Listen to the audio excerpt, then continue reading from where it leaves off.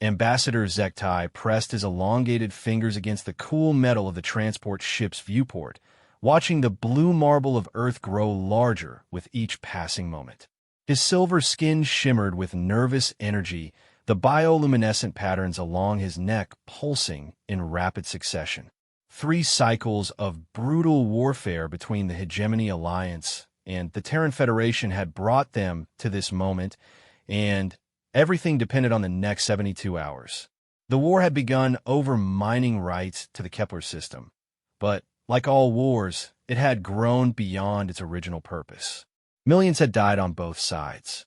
Entire star systems had been reduced to floating debris. The hegemony's superior technology should have ended the conflict quickly, but humans possessed something that had surprised every alien strategist in the Alliance: an absolute refusal to surrender, even when facing impossible odds. "Ambassador, we're receiving final clearance from Earth Traffic Control," announced Captain Morheck from a bridge. The Dragnari officer's scales rustled with barely contained anxiety. "The humans are directing us to landing Platform 7 at the Geneva spaceport." Zektai nodded without turning from the viewport. Geneva, the same city where the Terran Federation had been founded 2 centuries ago. The symbolism wasn't lost on him. The humans were making a statement about their resolve and their history of unity in the face of adversity. "Any word on our security detail?" Zektai asked, finally, turning to face his aide, a young Veltar named Quinn who had been assigned to him specifically for this mission.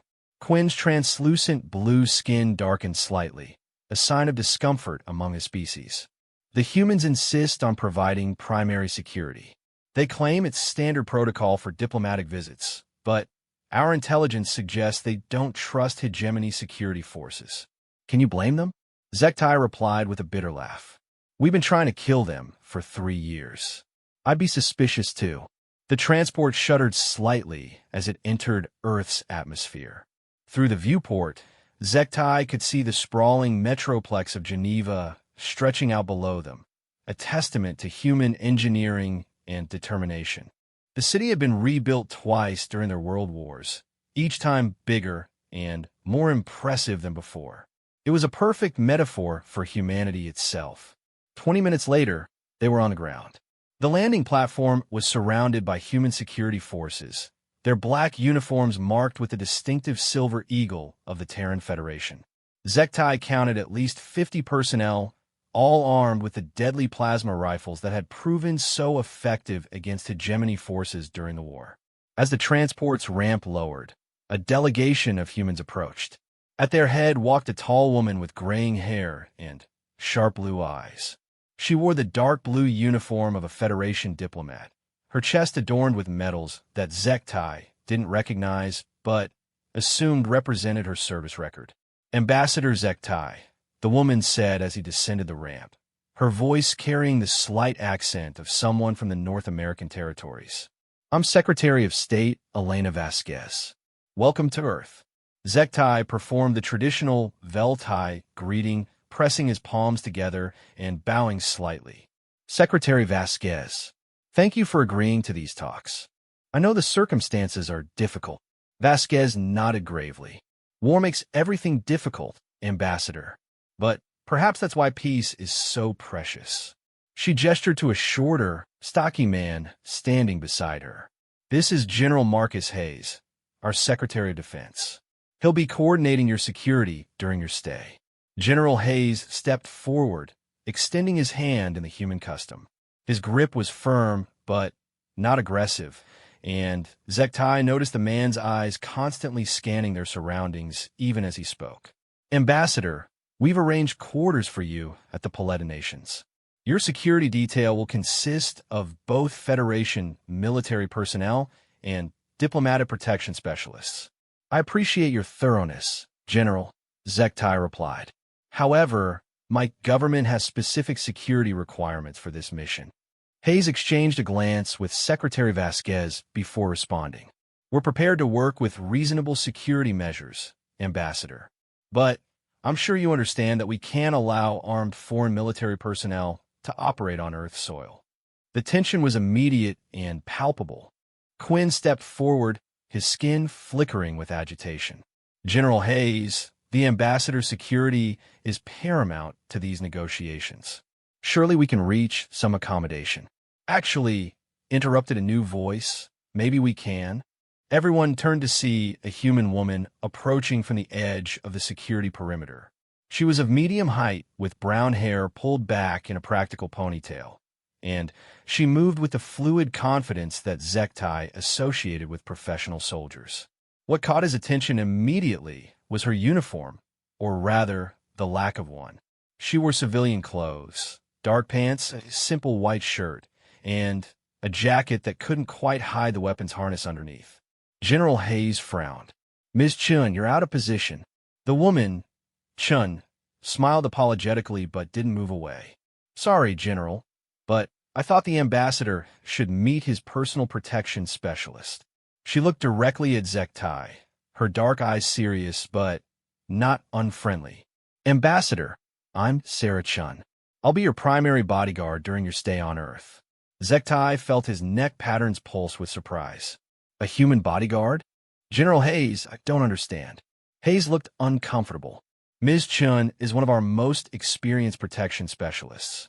She's worked with alien dignitaries before, and her record is impeccable. We thought that having a human in that role might help demonstrate our commitment to your safety." Sarah Chun stepped closer, and Zektai noticed she moved like a predator, economical, balanced, ready to explode into motion at any moment. "Ambassador, I know this might seem unconventional, but I've studied Veltai physiology, your cultural protocols, and threat assessment procedures. More importantly, I understand that trust has to start somewhere."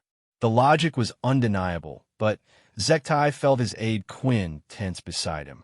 To accept a human bodyguard would be to place his life and the future of the peace talks in the hands of someone from an enemy species. Yet perhaps that was exactly the gesture needed to break through the mutual suspicion that had fueled this war. "What's your background, Miss Chun?" Zektai asked. 15 years with Federation Special Forces, specializing in VIP protection and counterterrorism. 3 years with the Diplomatic Security Service. I've protected 12 alien ambassadors, including 2 from species that were actively hostile to the Federation at the time. Her voice was matter-of-fact, professional. "I've never lost a principle." Secretary Vasquez spoke up. "Ambassador, Ms. Chun volunteered for this assignment specifically. She believes, as do we, that these peace talks represent our best chance to end this war. She's willing to stake her life and career on your safety." Zektai studied the human woman's face, searching for any sign of deception or hidden agenda.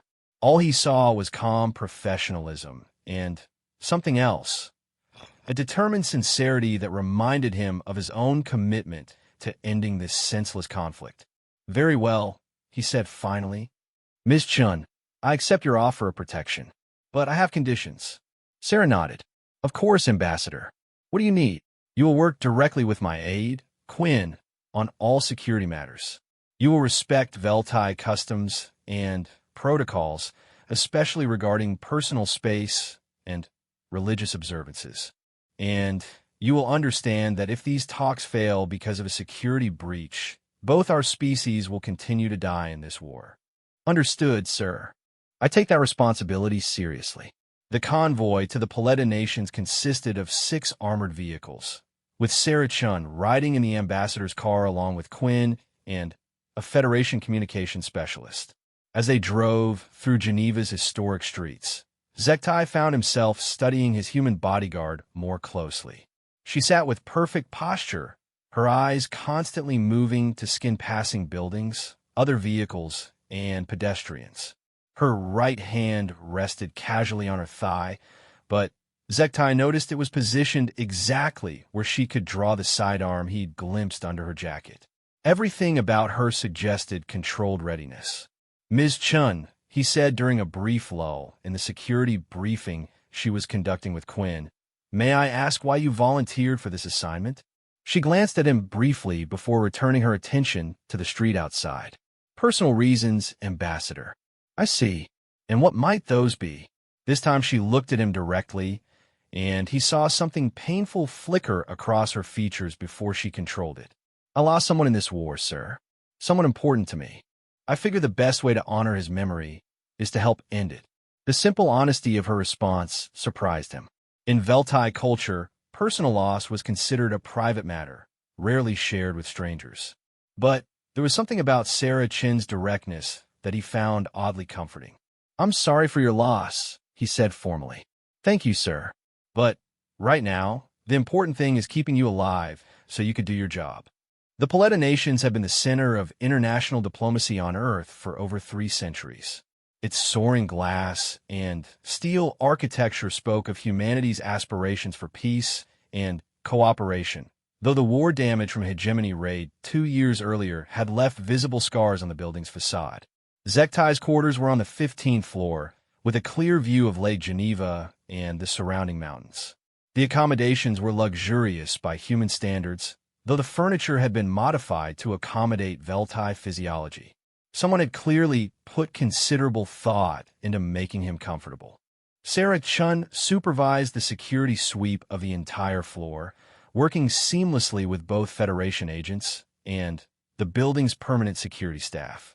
Zektai watched her coordinate the various teams with calm efficiency, noting how even the most senior military officers deferred to her expertise. "She's very competent," Quinn observed in their native language as they stood in the suite's main room. "Yes," Zektai agreed, "but competence isn't the same as trustworthiness." "You think she has ulterior motives?" Zektai considered the question carefully. "I think she's exactly what she appears to be, a professional soldier who's very good at her job. The question is whether that's enough." That evening, as Zektai prepared for his first formal dinner with the Federation negotiating team, an incident occurred that would define the relationship between the Veltai ambassador and his human protector. The attack came without warning.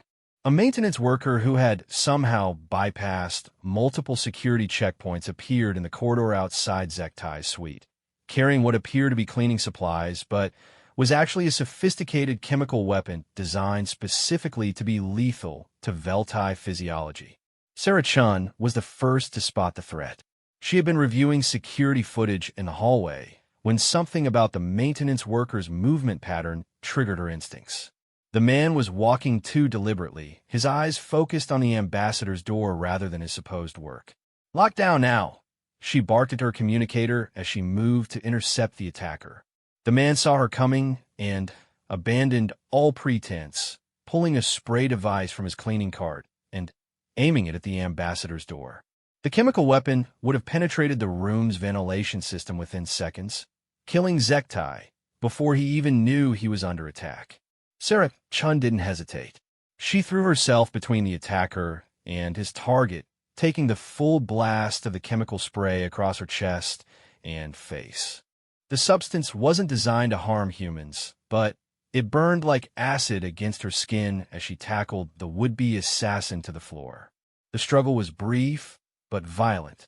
The attacker was strong and desperate, but Sarah Chun had 15 years of combat experience and the fury of someone protecting an innocent life. She subdued him with ruthless efficiency, even as the alien chemical burned through her clothing and left angry red welts across her arms and neck. By the time backup arrived, the threat was neutralized and Sarah was sitting against the corridor wall, breathing heavily and trying to assess her injuries. The chemical had burned her, but not seriously. She would recover completely within a few days. What she hadn't expected was to find Ambassador Zektai kneeling beside her, his alien features creased with concern and something that looked remarkably like gratitude. "Ms. Chun, are you injured?" His voice carried an emotional undertone that she hadn't heard before. "I'm fine, sir. Just some chemical burns. Nothing serious." She tried to stand, but he gently placed a hand on her shoulder. "You threw yourself into danger to protect me." "What?" The question caught her off guard. She looked into his large, dark eyes and saw genuine curiosity, not just polite concern. "It's my job, Ambassador." "No," he said quietly. "Your job is to keep me alive. You could have done that by pulling me away from the danger. Instead, you placed yourself between me and harm. That's not duty. That's something else entirely. Sarah Chun didn't have a ready answer for that observation. She had acted on instinct, driven by training and something deeper that she didn't fully understand herself. All she knew was that in that moment, protecting this alien diplomat had seemed like the most important thing in the universe. As the medical team arrived to treat her burns, and the security teams began their investigation into how an assassin had penetrated their defenses, one thing had become clear. The relationship between the Veltai ambassador and his human bodyguard had fundamentally changed.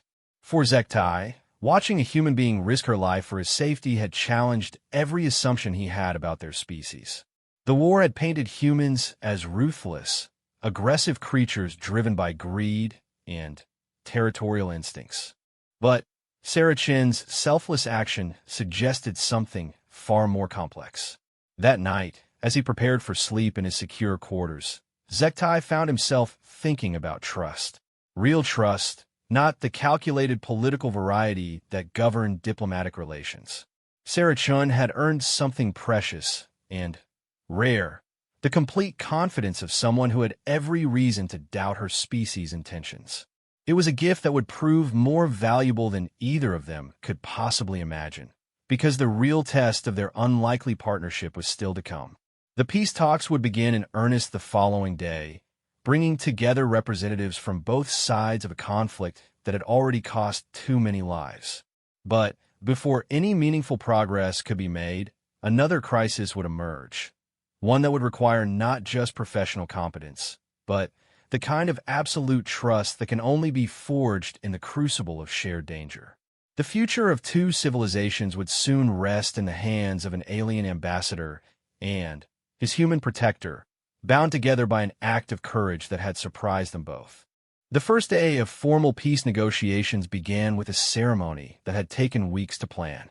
Representatives from 14 different species sat around a massive circular table in the Paletta Nation's main conference hall, each delegation positioned according to complex protocols that balanced diplomatic hierarchy with security concerns. Ambassador Zektai entered the hall flanked by Sarah Chun and Quinn, noting how the human bodyguard's presence drew curious glances from the other delegates. Word of the previous night's assassination attempt had spread quickly through diplomatic channels, along with rumors about the human woman who had thrown herself into danger to protect a Veltai diplomat. The hegemony delegation occupied the eastern section of the chamber, their various species arranged in a careful display of alliance unity. Admiral Cresta of the Draknari Imperial Fleet commanded the military representatives, her reptilian features fixed in an expression of barely controlled hostility. General Vothmak of the Crystalline Shard Collective sat beside her, his angular form refracting the chamber's lights into prismatic patterns that hurt human eyes to look at directly. Across from them, the Terran Federation delegation projected its own message of strength and determination. Secretary of State Vasquez led the diplomatic team, supported by Admiral Patricia Morrison of Fleet Command and General Hayes.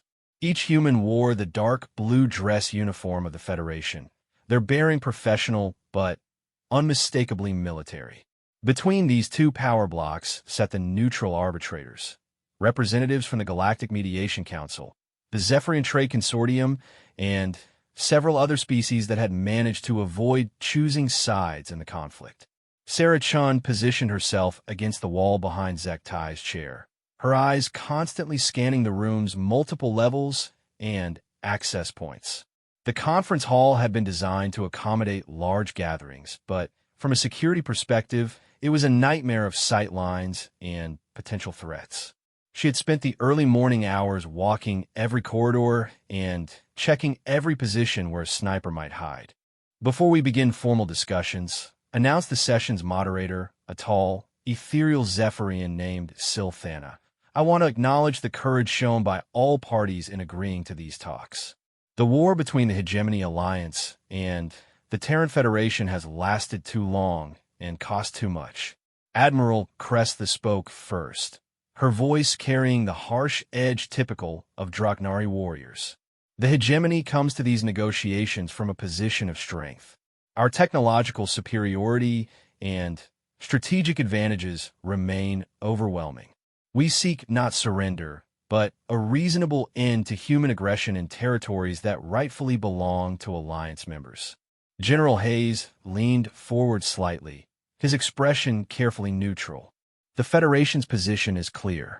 We will not abandon our colonies or our citizens to alien occupation. However, we're willing to discuss territorial arrangements that respect the legitimate interests of all parties.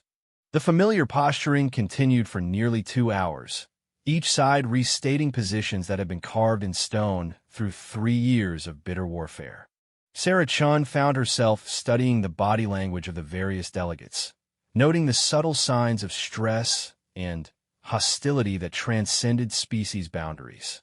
It was during the lunch recess that the real breakthrough began. As the delegates filed out of the conference hall, Sarah noticed Admiral Crest, the approaching Ambassador Zektai.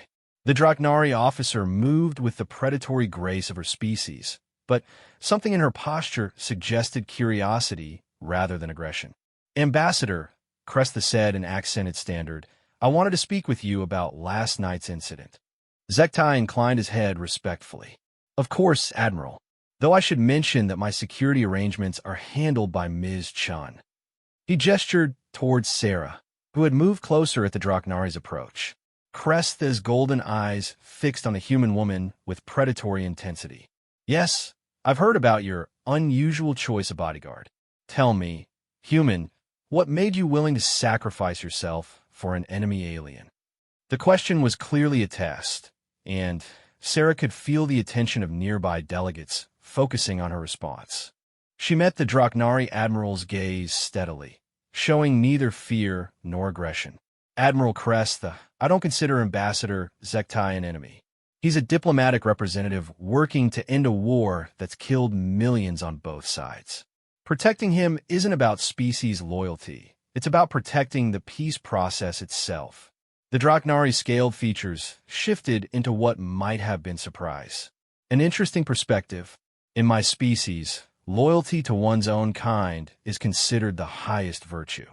In mine, loyalty to principles can be even more important than loyalty to individuals," Sarah replied calmly. Ambassador Zektai watched the exchange with growing fascination. The conversation was clearly more than casual diplomatic small talk. Admiral Crest was one of the hegemony's most influential military leaders, and her opinion could significantly impact the negotiations.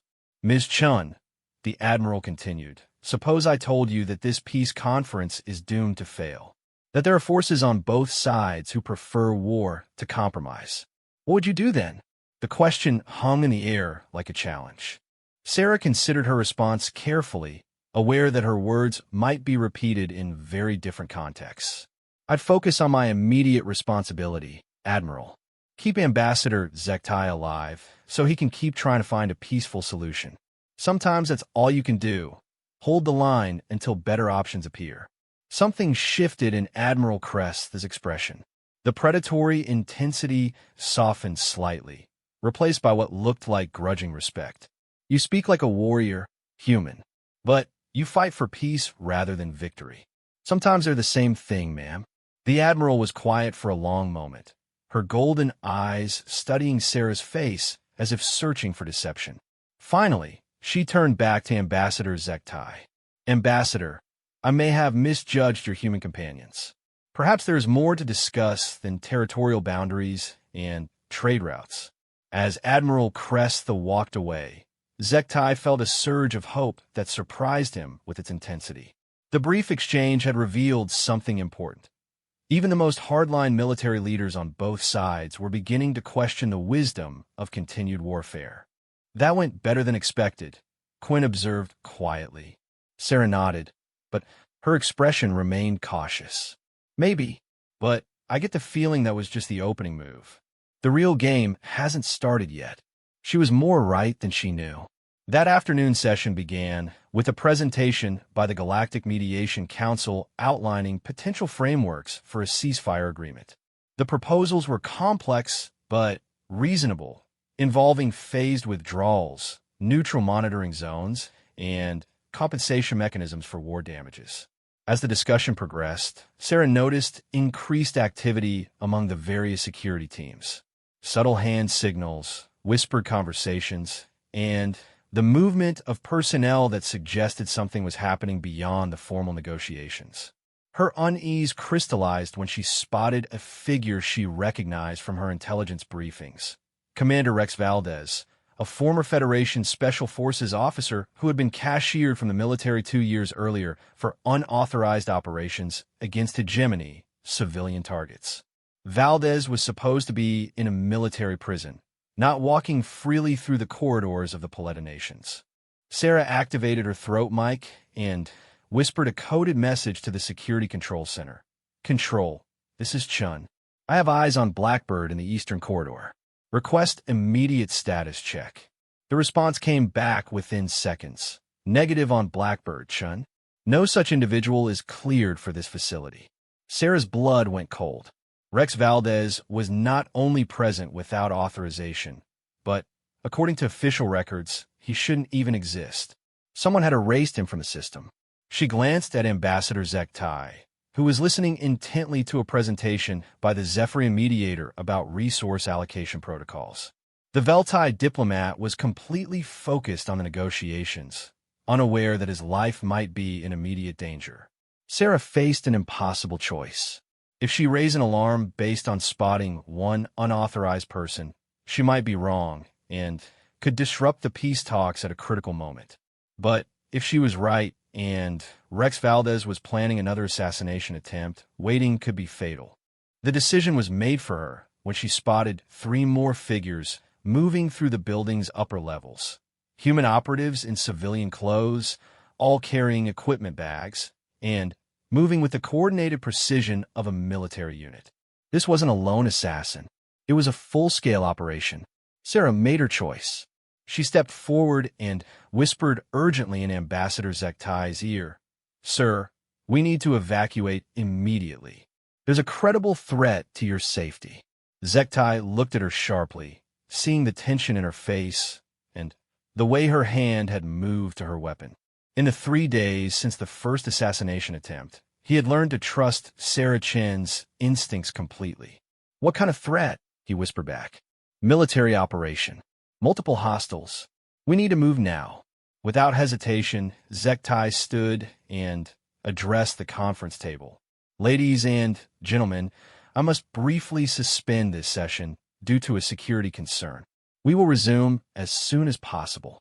The announcement caused an immediate stir among the delegates, but before anyone could object, Sarah was already moving. She guided Zektai toward the chamber's secondary exit, speaking rapidly into her communicator as they walked. "Control, this is Chun. Implementing emergency evacuation protocol for Principal 1. I need a secure route to the safe room and immediate backup at Conference Hall Alpha." Admiral Cresta rose from her seat, her warrior instincts apparently triggered by Sarah's obvious alarm. "Ambassador, what is the nature of this threat?" Sarah answered without breaking stride. "Admiral, I'd recommend you consider evacuating your delegation as well. This facility may be compromised." The Draknari officer's eyes widened with understanding. She immediately began issuing orders to her own security team in her native language, her voice carrying the sharp authority of a combat veteran. As they reached the corridor, Sarah's worst fears were confirmed. The building's internal security system had been compromised. Emergency lockdown procedures weren't functioning, and the communication networks were experiencing what appeared to be coordinated jamming. "Quinn," Sarah said to the Veltai aide who was staying close to his ambassador, "how good are you in a crisis?" The young alien's skin had turned a deep blue with stress, but his voice remained steady. "I've had basic security training. What do you need?" "Stay between the ambassador and any potential threats. If I go down, get him to the safe room on the 20th floor, and don't let anyone except Federation security personnel get close." They were halfway to the emergency stairwell when the lights went out. In the darkness that followed, Sarah's training took over completely.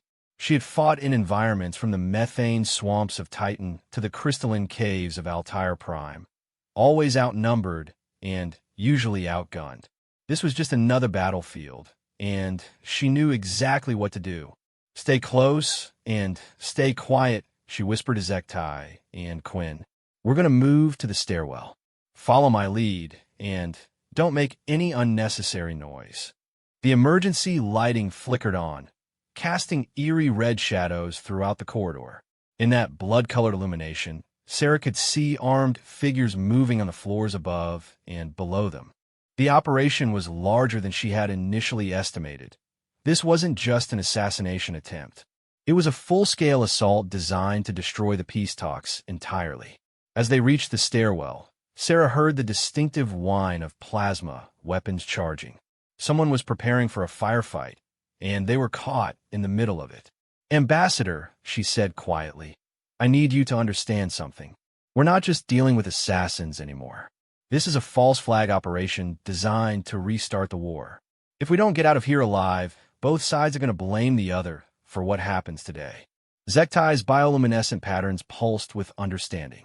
You're saying this attack serves someone's political agenda. Exactly. And that means the people behind it are willing to kill everyone in this building to achieve their goals. The sound of boots on metal stairs echoed from above them. Multiple contacts moving fast and coordinated. Sarah made a rapid tactical assessment and didn't like her conclusions. Change of plans, she said. We're not going up. We're going down, and we're going to find another way out of this building. As they began their descent into the lower levels of the Paletta Nations, Sarah Chun realized she was no longer just protecting a diplomat. She was fighting to preserve the only chance for peace that two war-torn civilizations might ever have. The stakes couldn't have been higher, and failure wasn't an option. But as the sounds of combat echoed through the building above them, Sarah began to formulate a plan that would either save the peace talks or get them all killed in the attempt. The war between the Hegemony Alliance and the Terran Federation hung in the balance, and everything now depended on a human bodyguard who had learned to trust an alien diplomat, and an alien diplomat who had learned to trust his human protector. The basement levels of the Paletta Nations were a maze of service tunnels, storage rooms, and maintenance corridors that most people never saw. Sarah Chun had studied the building's blueprints extensively, but navigating in the dim emergency lighting while protecting two aliens and avoiding an unknown number of hostiles was testing every skill she possessed. They had been moving through the underground passages for 20 minutes when Sarah's communicator crackled to life with a transmission that made her blood run cold. All Federation security personnel, this is Colonel Matthews, came a voice she didn't recognize. Be advised that Ambassador Zektai has been killed in a terrorist attack by hegemony extremists. Repeat, the Veltai ambassador is dead, along with his human bodyguard. All Alliance personnel in the building are to be considered hostile combatants. Zektai stopped walking, his bioluminescent patterns flashing with shock and understanding. They're announcing my death to justify killing me. Sarah nodded grimly. And they're blaming your people for the attack. This gets worse by the minute. She switched her communicator to a secure frequency and tried to reach General Hayes or Secretary Vasquez, but got only static in response. Quinn's skin had turned almost transparent with fear. If they're willing to kill the ambassador and blame our species, they'll start the war again immediately. How many of our worlds will burn while our leaders try to figure out what really happened? That's not going to happen, Sarah said with quiet determination. Because the ambassador isn't dead, and we're going to make sure everyone knows it. They continued through the service tunnels until they reached a maintenance room that connected to the building's primary communication center. Sarah studied the access panel beside the door, noting the electronic lock and security sensors. I can bypass this, she said, but it's going to trigger alarms. Once I do, we'll have maybe 5 minutes before they track us down. Do it, Zektai said without hesitation. If we can't prove I'm alive and expose this deception, millions more will die. Sarah pulled a small device from her equipment belt and connected it to the lock's control circuit. Her years in Special Forces had included extensive training in electronic warfare and infiltration techniques. Within 2 minutes, the lock disengaged with a soft click. The communication center was a testament to human engineering, filled with quantum relay transmitters and subspace communication arrays that could reach any point in known space. More importantly, it contained the direct emergency channels to both Federation Command and the Hegemony Alliance Council. "Can you operate this equipment?" Sarah asked Zektai as she began activating the various systems. "Veltai technology is similar enough. Give me access to the main transmission array, and I can reach the Alliance Council directly."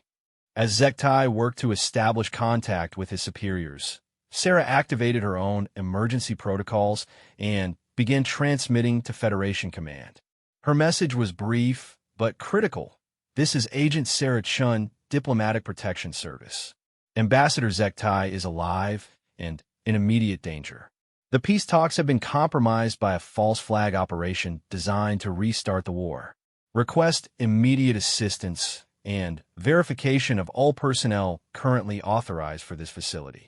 The response came back within moments, but it wasn't what she expected. "Agent Chun, this is Admiral Morrison. Thank God you're alive. We've been tracking the situation from orbit. The attackers have taken control of most of the building's communication systems, and they've been broadcasting false reports about the ambassador's death. How is his condition?" Sarah felt a wave of relief. Admiral Morrison was one of the few people in Federation Command that she trusted completely. "He's alive and uninjured, ma'am, but we're trapped in the lower levels with hostiles throughout the building." "Understood. We're preparing an extraction team, but it's going to take time to get through whatever security measures the attackers have established. Can you hold your position?" Before Sarah could answer, the communication center's door exploded inward. Armed figures in black tactical gear poured through the opening, weapons trained on the 3 fugitives. "Nobody move," shouted the team leader, a man whose face Sarah recognized with sick certainty. Rex Valdez had found them. Well, Valdez said with a cruel smile. "The famous Sarah Chun and her pet alien. Do you have any idea how much trouble you've caused?" Sarah kept her hands visible but ready to move. "Rex, what the hell are you doing? You're starting a war that will kill billions of people." "I'm finishing a war that should have ended years ago," Valdez replied coldly. "Humans are the dominant species in this galaxy, Chun. We shouldn't be negotiating with these creatures. We should be ruling them. That's not what the Federation stands for, and you know it." Valdez laughed bitterly. "The Federation is weak. Always has been. Too concerned with alien rights and diplomatic niceties to do what's necessary for human survival." He gestured towards Zektai with his weapon. "This thing and its allies have cost us millions of lives. They deserve extinction, not negotiation." Ambassador Zektai stepped forward slightly, his voice calm despite the obvious danger. "Commander Valdez, I presume your reputation precedes you, but I think you're making a fundamental error in your calculations." "Oh, and what's that, alien?" "You assume that humans and the Alliance species are natural enemies. But what if you're wrong? What if cooperation serves everyone's interest better than domination?" Valdez's expression turned contemptuous. "Spare me the diplomatic bullshit. I've seen what your people do to human prisoners. I've watched Draknari's ships glass entire colonies. Your alliance is nothing but a collection of predators looking for their next meal." "Then explain something to me," Zektai continued, his tone remaining conversational despite the weapons pointed at him. "If humans are naturally superior, why do you need to resort to terrorism and false flag operations to win this war? Why not simply outfight us in honest battle?" The question struck home. Sarah could see Valdez's jaw tighten with anger, but she also noticed something else. Several of his team members were shifting uncomfortably. Not everyone on his side was completely convinced of their cause. "Because," Valdez snarled, "politicians like you keep interfering with military necessity. But that ends today. When the galaxy sees what happens to aliens who threaten human interests, the lesson will be clear. Actually, said a new voice from the doorway, the only thing that's clear is your complete misunderstanding of human nature. Everyone turned to see Admiral Cresta of the Draknari Imperial Fleet standing in the corridor behind them, flanked by a mixed group of Federation and Alliance security personnel. The Draknari Admiral held a plasma rifle with casual competence, and her golden eyes were fixed on Valdez with predatory intensity. "Admiral," Valdez said, his voice suddenly less confident, "you're supposed to be dead." "Reports of my death have been greatly exaggerated," Cresta replied dryly, "as have reports of Ambassador Zektai's demise. It seems your operation has suffered some significant intelligence failures." Sarah felt hope surge through her as she realized what had happened. While Valdez had been hunting them through the building's lower levels, Admiral Cresta had been organizing a counter-operation with the legitimate security forces from both sides. "How did you find us?" Sarah asked. "Your transmission to Admiral Morrison was intercepted by our ships as well," Cresta explained. "It seems that cooperation between former enemies can be quite effective when properly motivated." General Hayes stepped into view behind the Draknari Admiral, his face grim with anger. "Commander Valdez, you're under arrest for terrorism, murder, and treason against the Terran Federation. Surrender your weapons and order your people to stand down." For a moment, it looked like Valdez might comply. His team was outnumbered and outgunned with no clear escape route. But then his expression hardened with fanatical determination. "You're all traitors to your own species," he snarled. "But if you won't save humanity from these aliens, I will." He raised his weapon toward Ambassador Zektai, clearly intending to kill the Veltai diplomat, even if it cost him his own life. Sarah-chan moved without conscious thought, throwing herself between the gun and its target just as Rex Valdez pulled the trigger. The plasma bolt caught her in the chest, spinning her around and sending her crashing to the floor. But even as she fell, her own weapon was clearing its holster. Her return shot took Valdez's center mass, dropping him instantly. The firefight that followed was brief but vicious. Valdez's remaining operatives found themselves caught between the Federation security team and Admiral Cresta's warriors, with no room to maneuver and no chance of victory. Within minutes, it was over. Sarah Chun lay on the communication center's floor, her chest burning with agony, but her mind clear. She could hear voices around her, Zektai calling for medical assistance, Admiral Morrison coordinating through the communication array, General Hayes securing the scene. But what she focused on was the sound of two civilizations talking to each other instead of shooting. "Ms. Chun," Ambassador Zektai knelt beside her, his alien features creased with concern. "The medical team is on its way. You're going to be fine." "Did we stop them?" she asked, her voice weak but urgent. "Are the talks going to continue?" "Because of what you've done here, both sides now have proof that there are people willing to die for peace rather than live for war," Zektai replied. "Admiral Cresta and I have been discussing possibilities." Sarah managed a weak smile. "Good. That's good." Admiral Cresta approached, her predatory features softened with what might have been respect. "Human, you have acted with honor that would make any warrior proud. But more than that, you have shown something I did not expect to find in your species." "What's that?" Sarah asked. "The wisdom to know that some things are worth more than victory." As the medical team arrived and began working to stabilize Sarah's injuries, Ambassador Zektai and Admiral Cresta stepped aside to continue their conversation. What they discussed in those crucial minutes would reshape the entire galaxy. 6 hours later, as Sarah Chun lay in the Paletta Nation's medical facility recovering from surgery to repair her plasma burns, she received visitors that surprised her. Ambassador Zektai entered her room accompanied not just by Admiral Cresta, but by General Hayes, Secretary Vasquez, and 3 other senior officials from both sides of the conflict. "Ms. Chun," Secretary Vasquez said formally, "I wanted to personally thank you for your service to both the Federation and the cause of peace." "I was just doing my job, ma'am." Admiral Cresta stepped forward. "No, human. What you did today went far beyond duty. You showed both our species something we had forgotten in 3 years of warfare. That honor and courage are not the exclusive property of any single race.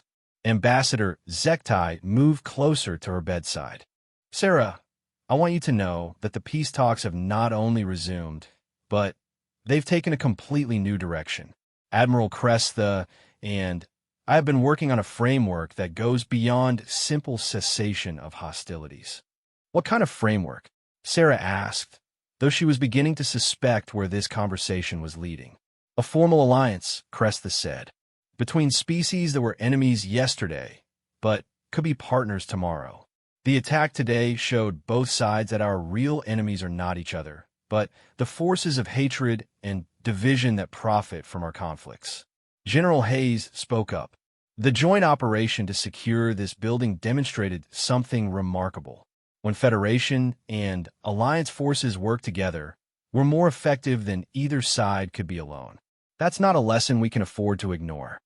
Over the following days, as Sarah recovered from her injuries, she watched through news broadcasts as the most remarkable transformation in galactic history unfolded. The peace talks had indeed resumed, but they were no longer discussions about ending a war. They had become negotiations for forging a new kind of interstellar community.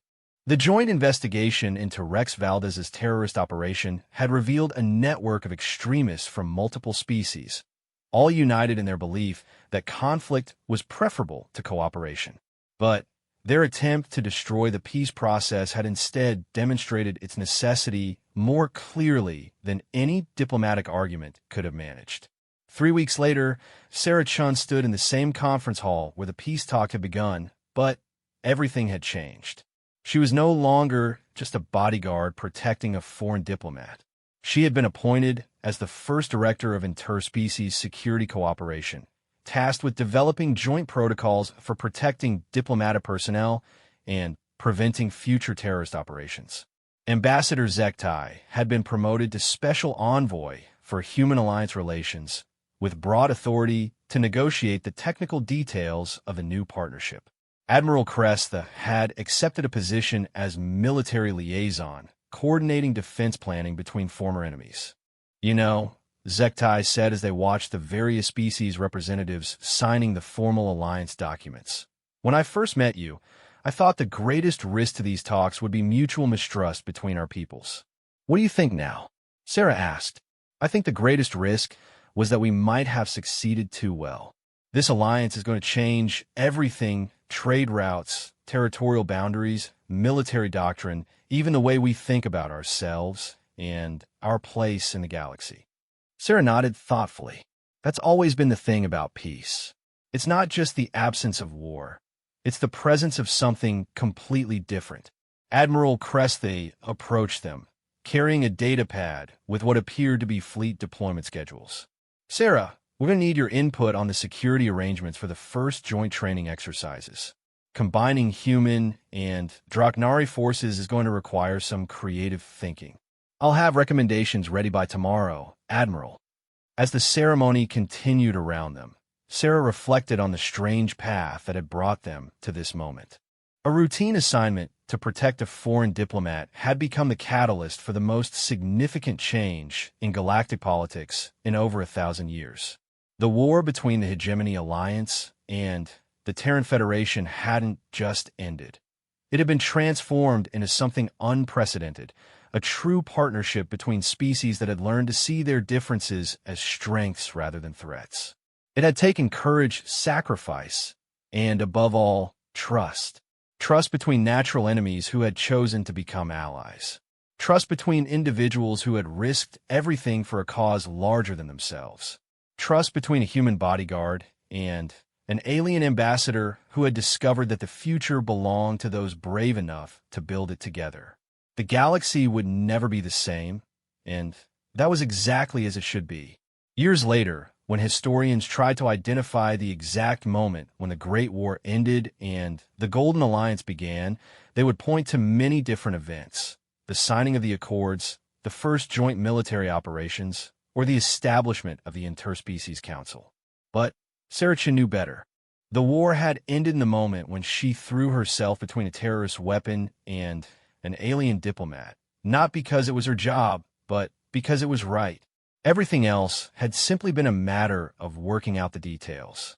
Trust, once given freely, had the power to reshape the universe. And in a galaxy full of wonders, that might have been the most miraculous thing of all.